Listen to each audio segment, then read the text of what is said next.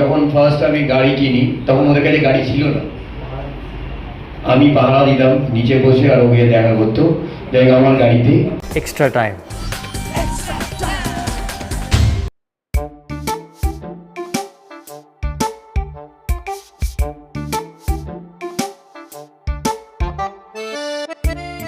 প্রচুর মেমোরি আছে আমার সাথে, বিশেষ করে নাইট ক্লাব যাওয়া, প্রেম করতে যাওয়া, অনেক কিছু। আমার যখন ফার্স্ট আমি গাড়ি কিনি তখন ওদের কাছে গাড়ি ছিল না, আমি পাহারা দিতাম নিচে বসে আর ওকে দেখা করতো যাই হোক আমার গাড়িতে।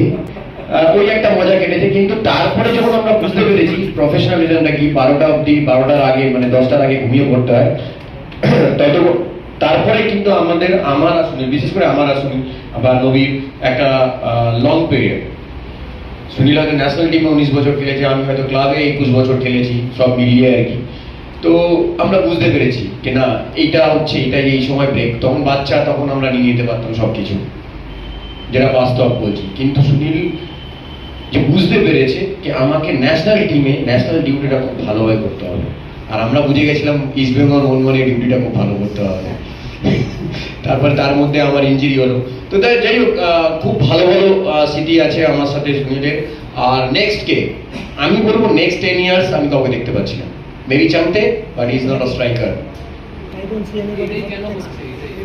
কেন হচ্ছে কি জন্য যে নেক্সট 10 ইয়ার্স আমি কাউকে দেখতে পাচ্ছি না, এটা বাস্তব। মানে হলে তো খুব ভালো, আমি খুব খুশি হব, কেন আমাদের দেশের জন্য ভালো হবে। কিন্তু next 10 years after Sunil I don't think. হয়তো সুনীল অসীমের মতন প্লেয়ার যদি জন্মায় হয়তো তাহলে হবে।